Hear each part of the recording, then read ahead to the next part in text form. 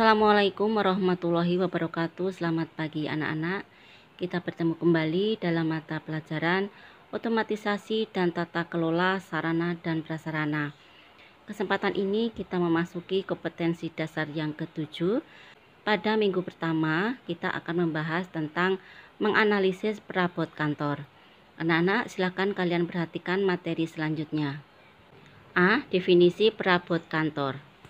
Perabot kantor dapat dimaknai sebagai benda-benda kantor yang terbuat dari kayu ataupun besi dan berfungsi untuk menunjang aktivitas pekerja kantor dan sifatnya tidak habis atau dapat digunakan berulang kali.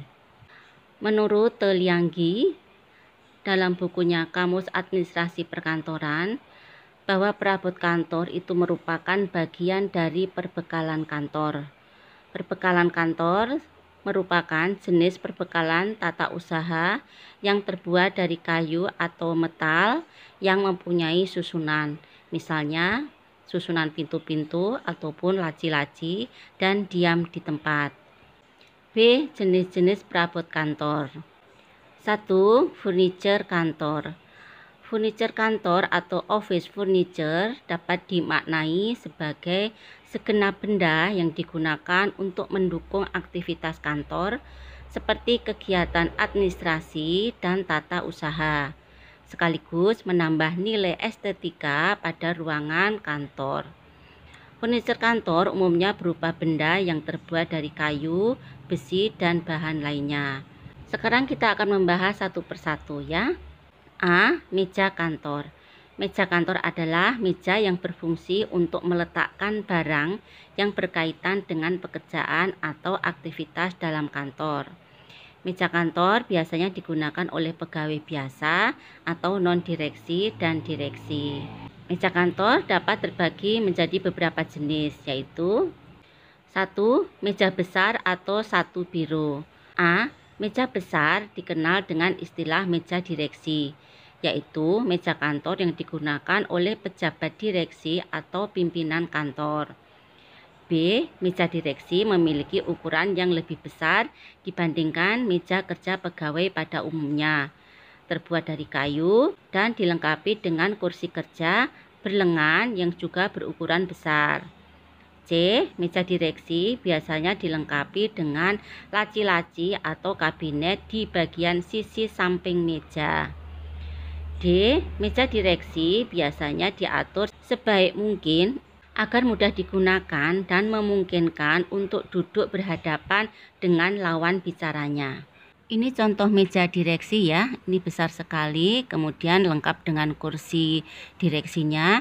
Kemudian di depannya itu ada kursi yang digunakan untuk mempersiapkan jika ada tamu atau pegawai lain yang ingin menghadapnya. 2. Meja sedang atau meja setengah biro. Meja ini digunakan untuk kepala bagian. Kalian bisa melihat di sini ya. Ini lebih kecil dari meja direksi tadi. 3. Meja biasa. Ini digunakan oleh pegawai biasa atau staf non-direksi. Ya, jadi ini lihat bentuknya biasa ya. 4. Meja resepsionis, yaitu meja kantor yang digunakan untuk menerima tamu yang datang ke perusahaan. Meja ini biasanya dijaga oleh 1 atau 2 orang petugas administrasi kantor.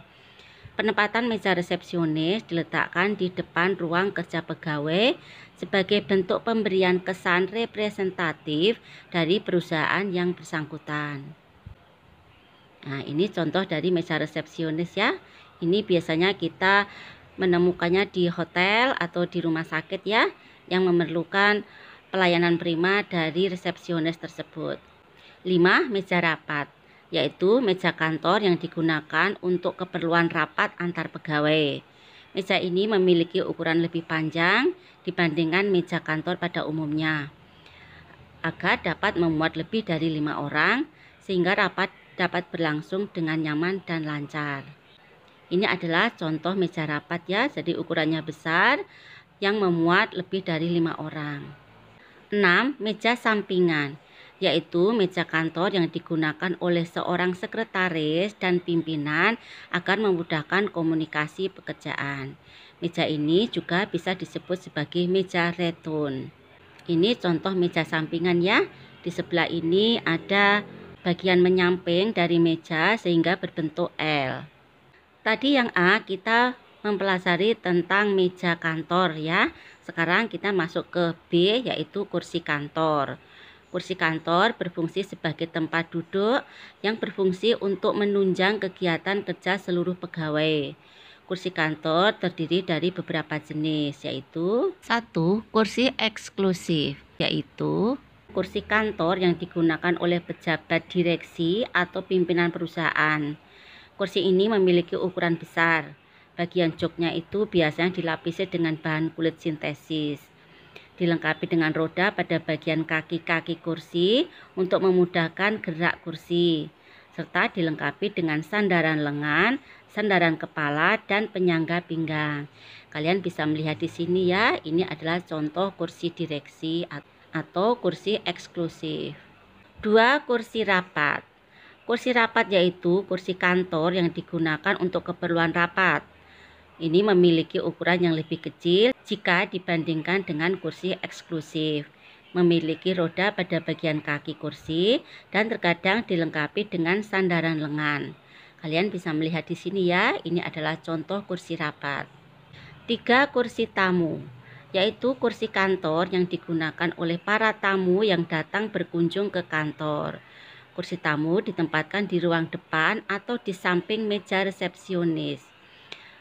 Kursi tamu ini berukuran tidak terlalu besar, tidak memiliki roda, dan biasanya terbuat dari kayu. Namun ada pula kursi tamu yang berbentuk sofa dan dilengkapi dengan bantalan yang empuk. Ini contoh kursi tamu yang sofa ya. Kalian bisa melihat di sini. 4. Kursi pegawai, yaitu kursi kantor yang digunakan oleh para pegawai atau staf non-direksi. Kalian bisa melihat di sini ya, ini kursi pegawai ada sandaran untuk dua lengannya. 5. Kursi tunggu, yaitu kursi kantor yang ditempatkan di ruang tunggu dan diperuntukkan bagi tamu yang datang ke kantor. Kursi tunggu memiliki ukuran yang lebih kecil dibandingkan kursi tamu. Kursi tunggu biasanya terbuat dari besi atau plastik keras dan dibuat memanjang agar dapat ditempati lebih dari 3 orang. Nah, ini adalah contoh kursi tunggu. Kalau gambar ini maksimal 3 orang. 6. Kursi tugas, yaitu kursi kantor dengan desain sederhana dan memiliki roda di bagian pangkal bawahnya. Kursi tugas dapat menyesuaikan pendek dan tingginya kursi sesuai kebutuhan. Kalian lihat sini ya, ini contoh gambarnya. Di bagian bawah ini ada sambungan yang bisa ditarik atau diturunkan sesuai dengan tinggi badannya pegawai yang menduduki kursi tersebut. Jadi bisa dinaik turunkan gitu ya. C. Lemari kantor.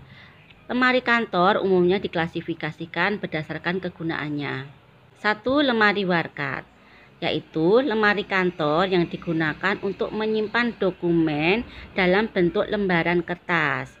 Dokumen-dokumen tersebut umumnya disimpan terlebih dahulu di dalam map atau file folder sebelum dimasukkan ke dalam lemari warkat. Pada umumnya terbuat dari besi dan kaca yang berukuran besar, serta dapat dibuka tutup dengan mudah. Nah, kalian lihat ya, ini adalah contoh dari lemari warkat yang sudah kita bahas tadi. 2. Lemari rak, yaitu lemari kantor bersusun yang digunakan untuk menyimpan dokumen berupa surat, buku, dan kertas laporan yang sudah dibundel atau dimasukkan dalam ordner. Lemari rak umumnya terbuat dari bahan kayu atau besi dan berukuran besar. Kalian lihat sini ya, ini contoh dari lemari rak. 3. Lemari brankas, yaitu lemari kantor yang digunakan untuk menyimpan uang atau surat berharga perusahaan. Lemari brankas biasanya terbuat dari besi dan memiliki sistem penguncian khusus untuk menjaga keamanan serta kerahasiaan barang yang disimpan di dalamnya. Jadi ini di dalamnya ini untuk menyimpan uang perusahaan atau surat-surat berharga milik perusahaan ya. Kalau milik pribadi biasanya diisi juga dengan perhiasan-perhiasan yang sangat mahal. Kemudian cara membukanya dengan menggunakan kode. Artinya tidak semua orang bisa membuka brankas tersebut. Hanya orang-orang tertentu yang dipercaya atau pemilik dari brankas itu sendiri. 4. Lemari kabinet, yaitu lemari kantor yang digunakan untuk menyimpan dokumen berupa arsip perusahaan. Lemari kabinet biasanya dilengkapi dengan laci-laci atau rak. Terbuat dari besi atau kayu dan berukuran besar agar dapat menyimpan banyak dokumen. Kalian bisa melihat contoh di sini ya. Ini adalah contoh dari lemari kabinet. 5. Filing cabinet, yaitu lemari kantor yang berukuran kurang lebih 25 x 35 cm, berbentuk laci, bersusun vertikal yang digunakan untuk menyimpan map-map dokumen atau kartu. Kalian lihat di sini ya, ini adalah contoh filing cabinet 4 laci ya. Jadi satu laci itu ukurannya 25 x 35 cm. 6. Laci-laci kartu, yaitu lemari kantor dengan ukuran laci yang lebih kecil dibandingkan filing cabinet. Sesuai namanya, laci ini digunakan untuk menyimpan kartu-kartu penting, misalnya kartu arsip. Nah, kalian bisa melihat di sebelah kanan ini adalah contoh lemari untuk laci-laci kartu. Di dalamnya ini hanya memuat kartu-kartu arsip ya. 7. Card deck atau card index, yaitu lemari kantor yang digunakan untuk menyimpan kartu indeks dengan menggunakan laci yang dapat ditarik keluar secara memanjang. Di dalam kardek kabinet terdapat kantong plastik yang digunakan sebagai tempat menyimpan kartu indeks. Kardek kabinet biasanya terbuat dari bahan besi baja. Nah, kalian lihat di sini ya. Ini kebetulan contohnya terbuat dari kayu, tapi pada dasarnya fungsinya sama ya, untuk menyimpan kartu-kartu indeks dari arsip tersebut. 8. Rotary filing system atau alat penyimpanan berputar, yaitu lemari kantor yang menyerupai filing cabinet yang sistem penyimpanannya dilakukan secara berputar.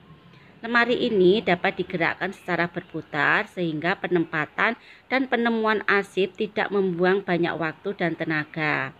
Rotary filing system terbuat dari bahan yang kuat seperti logam atau besi. Arsip-arsip yang tersimpan di dalam lemari ini disusun secara lateral. 9. Tickler file, yaitu lemari kantor yang berbentuk kotak yang terbuat dari kayu atau besi baja untuk menyimpan arsip berbentuk kartu atau lembaran kecil seperti lembar pinjam arsip atau kartu lain yang memiliki jatuh tempo. Namun, tickler file dapat digunakan untuk menyimpan kartu nama atau kartu perpustakaan. Bagian dalam tickler file dilengkapi dengan guide atau pembatas. Tickler file juga berfungsi sebagai alat pengingat bagi petugas arsip. Ini adalah contohnya tickler file ya, ada batas-batasnya antara sekelompok kartu dengan sekelompok kartu yang lain. Tadi yang pertama kita membahas tentang perabot kantor ya, sekarang kita membahas tentang hiasan kantor. Jadi hiasan kantor atau office decoration adalah benda-benda kantor yang digunakan untuk menambah suasana yang menyenangkan sehingga memberi semangat dan kenyamanan pegawai dalam menyelesaikan pekerjaannya. Hiasan kantor dapat meliputi A. Gambar yang digantung seperti foto pimpinan negara dan wakilnya, gambar lambang negara, peta, poster, dan gambar struktur organisasi kantor. B. Benda seni seperti lukisan, ilustrasi, ukiran, dan patung. C. Vas bunga dan tanaman, baik tanaman hidup maupun buatan. Bendera negara juga bisa. D. Hiasan meja seperti ornamen, figura foto, atau cermin. E. Alat penunjuk waktu seperti jam dinding atau jam meja.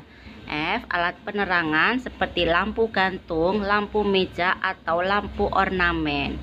G. Penyejuk ruangan seperti AC dan kipas angin. Anak-anak, demikian tadi materi yang Ibu sampaikan tentang perabot kantor. Terima kasih atas perhatiannya. Ibu akhiri. Assalamualaikum warahmatullahi wabarakatuh. Selamat siang.